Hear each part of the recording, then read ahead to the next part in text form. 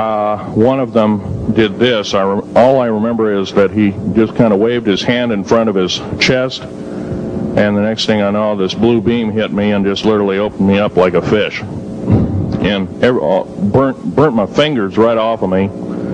And it was some form of electrical force, because the kind of like being hit by a lightning bolt burned all my toenails off of me. Completely crispy crittered my left foot. Burnt the shoe right off of me.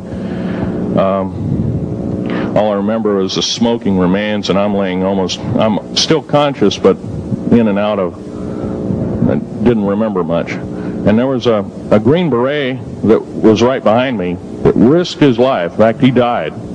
But he risked his life. He shoved me back in the basket and hit the button and took me up. And I wouldn't be alive talking to you today if it wasn't for him.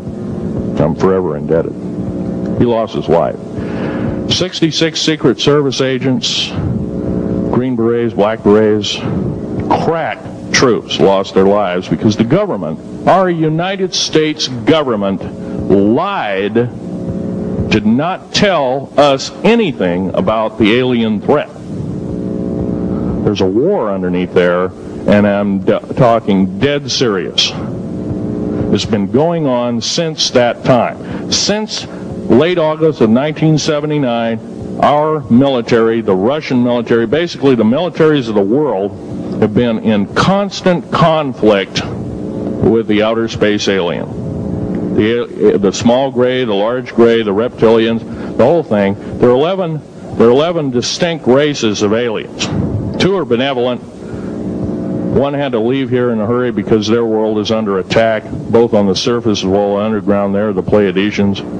They're familiar. Maybe some of you are familiar with that. Would some of you raise your hands who've heard of Billy Meyer and some of the... very good, about half the group. Well, Billy Meyer is one of these lucky people that they figured, well, he's kind of a simple type, we'll show him everything.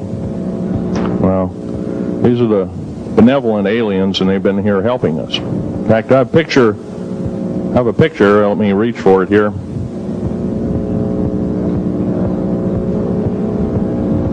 I have a picture of one of the aliens been working for the United States Pentagon for the last 58 years. His name is Val Valiant Thor. He's right here.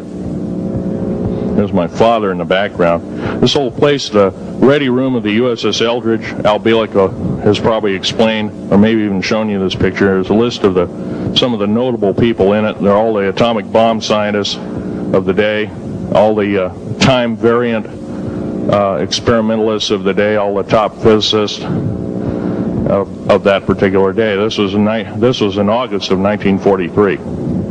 Now this guy has not changed one iota in 58 years.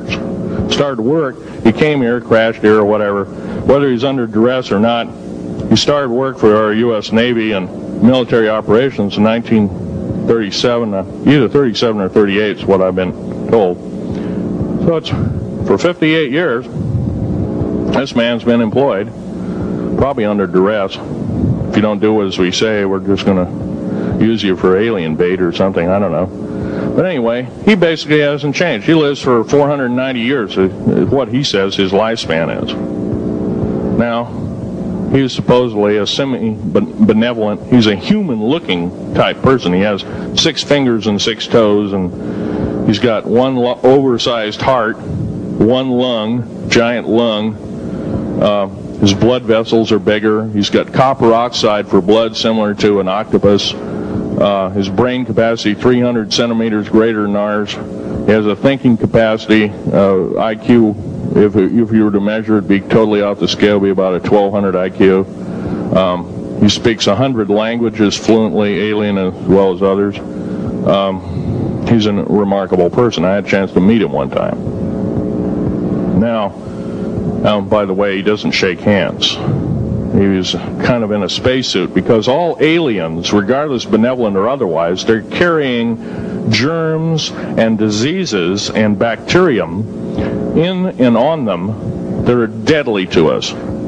If I were making policy, I'd quarantine them all because how do we not know that some of our diseases like AIDS, Ebola, hantavirus, and a few of these other weird designer diseases, as I call them, are not made from the cadavers of some of these aliens as a biological weapon to use against the people of the United States? Well, I'm tired. I'm a tired American speaking out.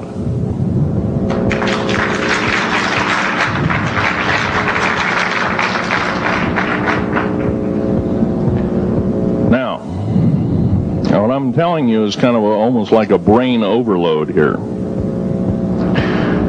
Back in 1946, we set off a number, actually 4 atomic bomb tests at Bikini Atoll. It's a group of islands in the South Pacific. I have an original photograph here with original language on the photograph that shows there is a large alien spaceship off a wingtip of a United States aircraft. It was a drone aircraft right at the point where the bomb was beginning to show a neutron flash cloud. Here's the bomb going off. Here's the airplane tip here, and here is the alien spacecraft. Now, in 1947, questions later, please. In 1947, after Roswell debacle, our military got before the U.S. Senate. They were hauled before the U.S. Senate and says, what's going on here? Well, we didn't know anything about discs until this happened. It flopped in our backyard. Total lie. They lied to the U.S. Senate. They should have been prosecuted as traitors. Anybody lying to a United States Senator or House of Representative, any Senator or House of Representative person, President of the United States, Vice President, any cabinet member lying to the American public is a traitor and should be dealt with in an appropriate fashion. This is actual proof, positive, that this occurred in 1946. Now, U.S. military knew all about flying discs, and flying disc technology is thoroughly early as 1933. Of course, we remember the Germans did too, the Nazi Germans, Hitler and all their bunch of people.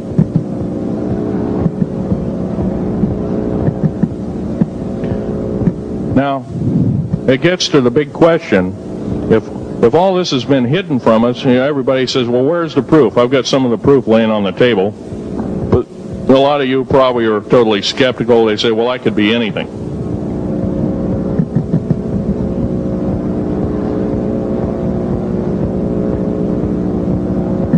In my hand here, I have a piece of what's called corbamide. It's the heaviest element in the world. Element 140.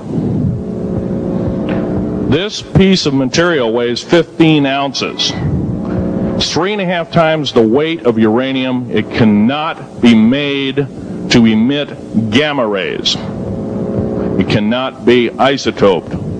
It is totally stable.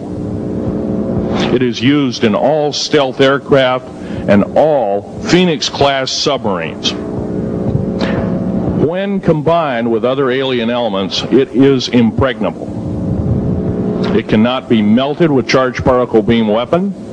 When properly combined in secretive compounds, it can withstand temperatures in excess of 10 million degrees Fahrenheit. It is grown by aliens who have given a good... The other side of the alien question is, some of these aliens have broken off from their mainstream and said, we're not getting a fair shake, and so this is what happens. And I'm talking about the alien grays. Some of them broken away. They're talk about not being popular. This particular piece of metal is an amazing piece of technology. It's capable of being grown in 15 different crystal systems. Now, I'm a geologist, and I, prior to 15 or 20 years ago, knew of only 6 crystal systems. There's actually 15 if you count all the alien metals. Now, this is only element 140. If you look at the local periodic table in your local library, it says 104. Somewhere down the line, we've been lied to, we've been cheated. What we have to do is we have to literally ask for the truth. If we cannot ask for the truth, we must demand the truth. We must take it before courts of law and common law systems, and we must demand it. If we cannot do this, our founding fathers told us the only thing left is to overthrow, to get the parasites out. I don't advocate overthrow, but it does look like this may be the only alternative.